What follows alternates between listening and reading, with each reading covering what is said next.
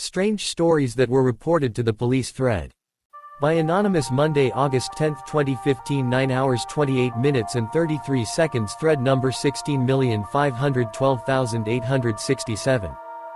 Shortly after 2 a.m. on the 28th of November 1954, Gustavo Gonzalez and Jose Ponce were driving from Caracas, Venezuela, to a nearby town when they encountered a luminous sphere about 10 feet in diameter, hovering just above the ground and nearly blocking the roadway. The two men got out of their truck to investigate, and a little hairy man, about 3 feet tall, approached them. Gonzalez immediately grabbed him, intending to take him to the police. To his surprise, Gonzalez found the little man extremely light, weighing only about 35 pounds. His body was very hard and covered with stiff bristly hair. The little man gave Gonzalez a push with one clawed hand and sent him flying about 15 feet. Ponce, who was Gonzalez's helper, became frightened, and ran to the police station located a short distance away. As he departed, he noticed two other little men emerging from the bushes. They were carrying either rocks or chunks of dirt in their arms as they hopped aboard an opening in the side of the sphere. Meanwhile, the first hairy little man, eyes aglow and claws extended, attacked Gonzalez. Pulling out his knife, Gonzalez stabbed the creature in the shoulder, but the knife glanced off as if the shoulder were made of steel. Then another little man emerged from the sphere and shot a beam of light from a small tube, momentarily blinding Gonzalez. When the two little men climbed back aboard, the sphere took off rapidly. Gonzalez arrived at the police station shortly after Ponce. The two were suspected of being drunk, but an examination revealed otherwise. Gonzalez was found to have a long red scratch on his side. The two were given sedatives. Several days later, a doctor came forward, admitting that he had seen the fracas with the creatures but that he had left the scene, as he did not want to be involved in undesirable publicity. Entry number 2. At about 7:00 p.m. on a hot summer night, Billy Ray told the Suttons he had just seen a flying saucer with rainbow-colored exhaust fly across the sky and drop into a gully near their farmhouse. The Suttons laughed at his story. Half an hour later, the dog began barking and hid under the house. When Billy Ray and Lucky went to the back door, they saw an approaching glow that turned out to be a 3.5-foot tall creature with a round oversized bald head. The creature's skin was a silver metallic color and glowed in the dark. Its yellow eyes were large and set halfway around the side of its face. The creature's arms were almost twice as long as its legs and nearly touched the ground. Its hands were large and bore talons. The men grabbed their guns, 8.22 rifle and a shotgun, and waited until the creature was within 20 feet of the back door before opening fire. The shots sounded like they hit a metal bucket, but the visitor simply flipped over backward and scurried off into the darkness. When another visitor appeared at the window, the men shot at it through the screen. Thinking the creature had been killed, Billy Ray went out the front door to find the body. As he paused momentarily under the roof's overhang, a claw-like hand reached down and touched his hair. The family screamed and pulled him back inside as Lucky ran out, turned, and fired at the creature, knocking it off the roof. Both men then fired at another creature in the maple tree nearby, but it, too, nearly floated to the ground and scurried away. Unnerved by the ineffectiveness of their guns, the family bolted themselves inside the house. But the creatures kept returning to peer in the windows, and after 3 hours the 8 terrorized adults and 3 frightened children piled into 2 cars and headed off into town to the police. The Hopkinsville police returned to the farmhouse with the family and surveyed the house and surroundings but found nothing. Shortly after the police left at 2:15 a.m., the creatures returned, staring into windows, curious but never hostile. Again the men responded with gunfire. This continued until a half hour before sunrise. That morning investigators returned but again found nothing. Entry number 3. One morning in July 1983, in Mount Vernon, Missouri, Ron and Paula Watson noticed some bright silver flashes coming from the pasture across from their farmhouse. Through binoculars they saw 2 silver-suited beings running their hands over a motionless black cow lying on the ground. The beings made jerky movements with their hands over the cow, which suddenly rose into the air and floated up with the beings into a cone-shaped object that stood near a clump of trees. 2 other strange-looking creatures were standing next to the object. On the left was a tall, green-skinned, lizard man. Its glaring eyes had the vertical pupils of a reptile, and its hands and feet were webbed.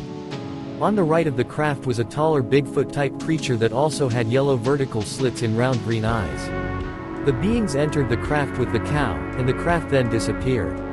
The owner of the pasture later confirmed that one of his black cows was missing. It was never found. Entry number 4. In the morning of the 18th of April 1961, Joe Simonton, a 60-year-old chicken farmer from Wisconsin, heard a peculiar noise outside his home. Stepping out into the yard, he saw a silvery object hovering close to the ground. It was shaped like two inverted bowls, and measured about 12 feet high and 30 feet in diameter. A hatch opened and Simonton saw 3 men inside, about 5 feet tall. They had dark hair and skin and wore outfits with turtleneck tops and knit helmets. One of the men held up a jug, and motioned to Simonton that he needed water. When Simonton returned with the water, he noticed that one of the men in the saucer was frying food on a flameless grill. He saw several instrument panels in the ship's black interior and heard a slow whining sound. When he made a motion indicating he was interested in the food, one of the men handed him 3 pancakes, about 3 inches in diameter and perforated with small holes. The hatch was then closed and the object rose about 20 feet from the ground before taking off straight south, causing a blast of air that bent some nearby pine trees. The whole affair lasted about 5 minutes. Simonton ate one of the pancakes and described it as tasting like cardboard. Air Force investigators had a piece analyzed by the Food and Drug Laboratory, which concluded it was an ordinary pancake of terrestrial origin. The official explanation was that Simonton sincerely believed his contact had been a real experience, but that he had merely had a dream and inserted it into the events taking place around him while he was conscious. The question of food is one of the points most frequently treated in Celtic legends. Tales about fairies exchanging food with humans are commonplace. Evans Wentz reports in his book Fairy Faith in Celtic Countries 1909 that an Irishman told him that the gentry eat fresh meat and drink pure water, and never eat anything with salt in it. Pure water is what the saucer beings took from Simonton, and the analysis performed for the Air Force did not mention the presence of salt in the pancakes. They did however contain buckwheat hulls, and buckwheat is closely associated with fairy legends in Britain. Entry number 5. In 1986 in the Russian city of Ulanovska, Mr. N opened his front door and found himself confronted with a man about 7 feet tall, wearing silver overalls and boots. The man declared he was an alien and needed food. Mr. N was so shocked he took the guest to the kitchen and started packing groceries for him. He told the visitor he was late for work, and the visitor answered, "I understand," in a Russian spoken with a marked accent. The two left the house together, but when Mr. N got on the bus the strange visitor was nowhere to be seen. All day he felt anxious and disturbed. Something urged him to return home as soon as possible, and he found an excuse to leave early. After unlocking the front door, he ran to the kitchen, where he discovered that the remaining food had been taken. Empty paper bags, packages, and wrappings lay everywhere, and there were grains of rice, millet, and salt in the cracks in the floor. The refrigerator and the cupboards were empty. But if the visitor was the culprit, why had he needed to unwrap everything? The man's wife found his explanation for the missing food absurd. A terrible scandal followed and the couple came close to a divorce, a situation that is common in the aftermath of close encounters. Entry number 6. In April 1932, call LMCP.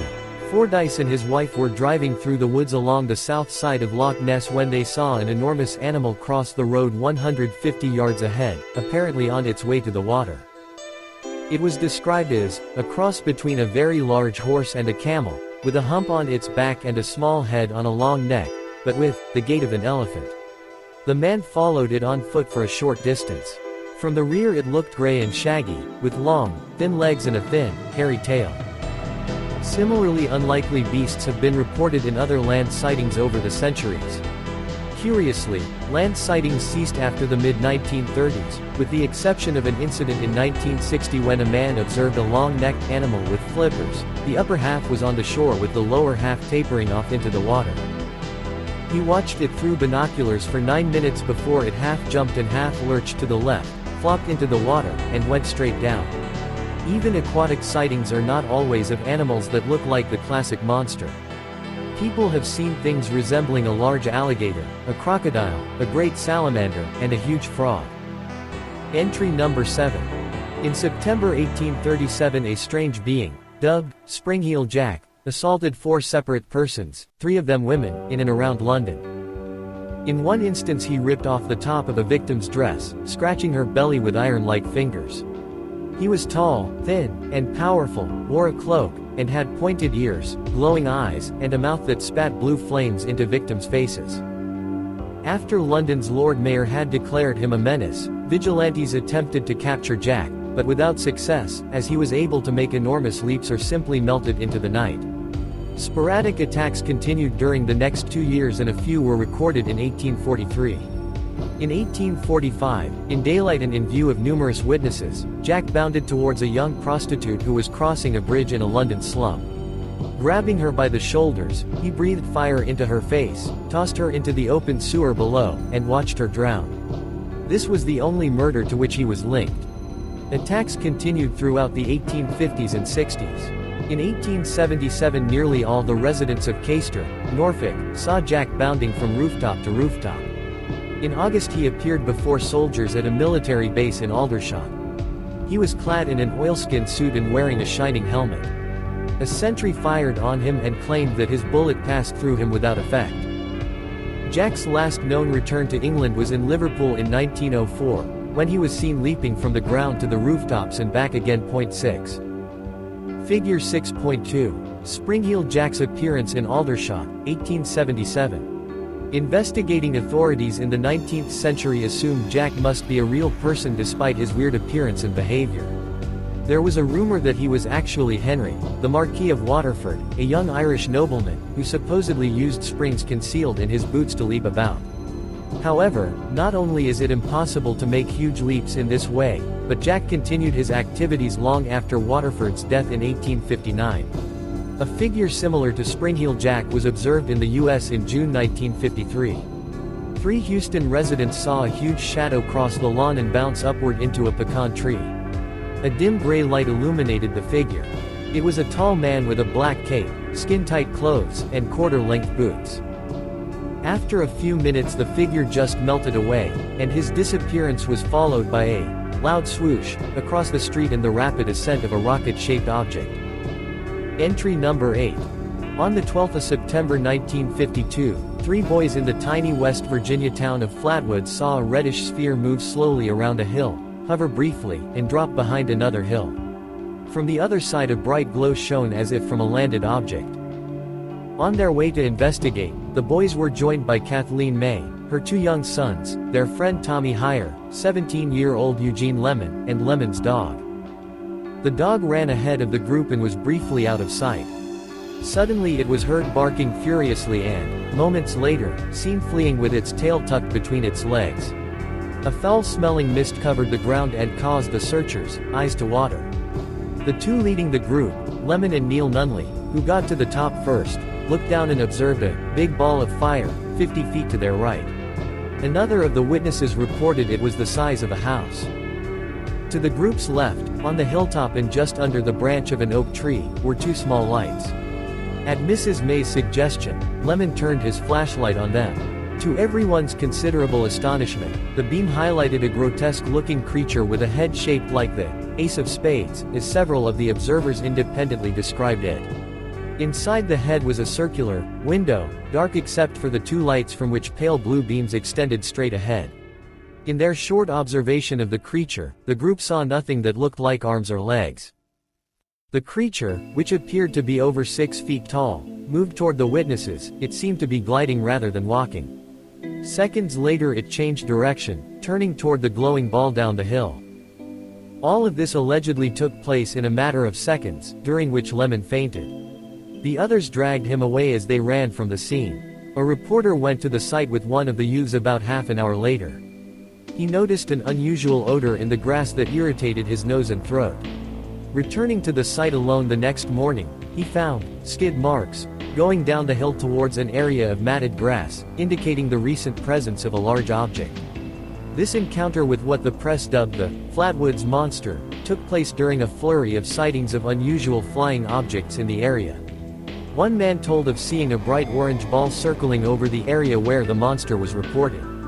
The object was visible for 15 minutes before shooting towards the airport at Sutton, where it was also seen. Entry number 9. Editor's note: this account is a personal favorite of mine since it takes place in my home state. Back to the story. In November 1958, a man from Riverside, California, was driving in a car near the Santa Ana River when he was attacked by a creature with a round, scarecrowish head, shiny eyes, and scales. It left long scratches on his windshield, and as he accelerated, he hit it and drove over it.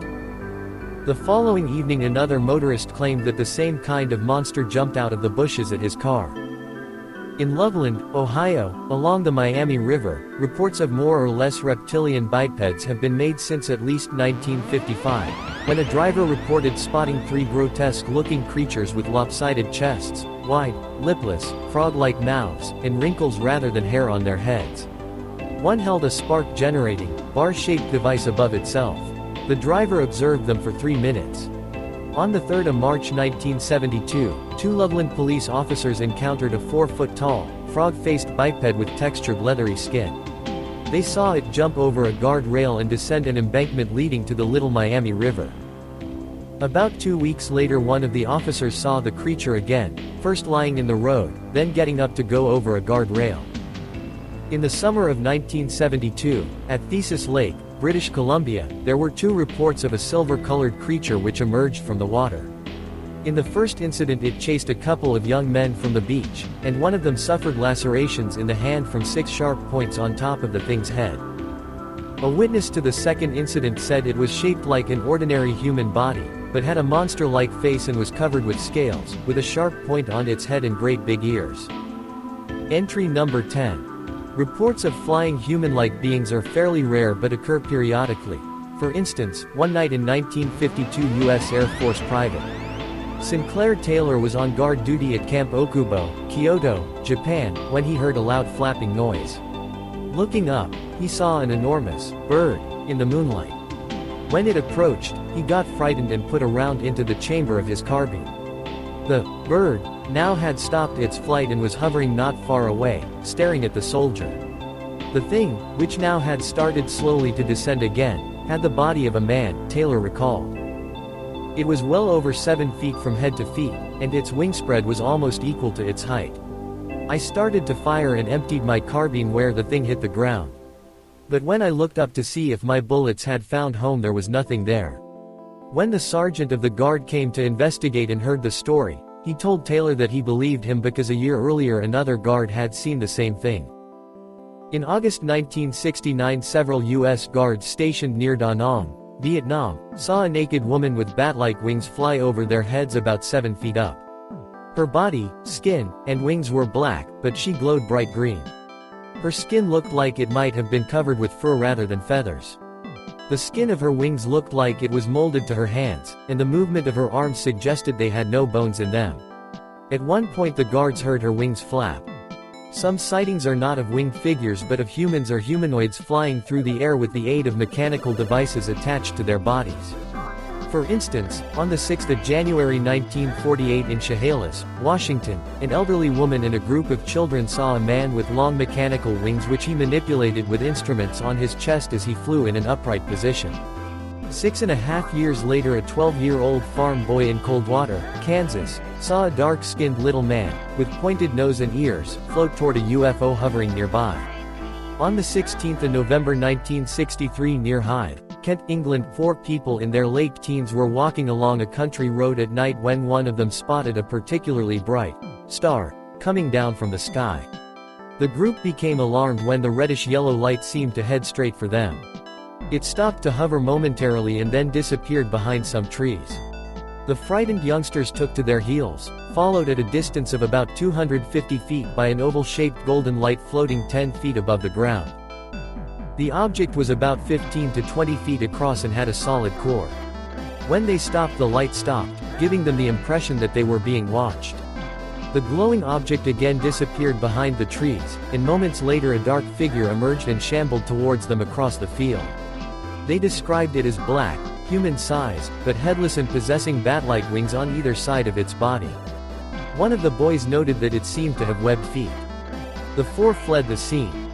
A week later, investigators examining the site found a vast expanse of flattened ferns and 3 giant footprints, measuring an inch deep, 2 feet long, and 9 inches across. 103 years later, in 1966 and 1967, a similar winged monstrosity, which newsmen dubbed Mothman, was seen over the Ohio River Valley in conjunction with strange lights in the sky and other weird events, including poltergeist outbreaks, men in black visitations, problems with televisions and phones, and cars stalling when passing close an abandoned TNT plant near Point Pleasant, which seemed to be Mothman's lair. In one case, Mothman kept up with a car traveling at 100 miles per hour.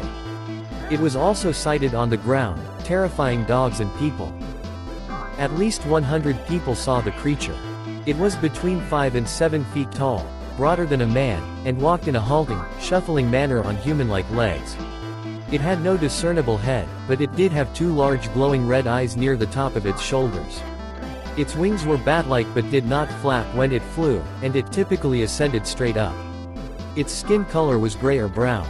It emitted a screeching sound, and 2 observers said they heard a mechanical humming as it flew over them. If you watched video until the end, please like, rate, share and subscribe for more.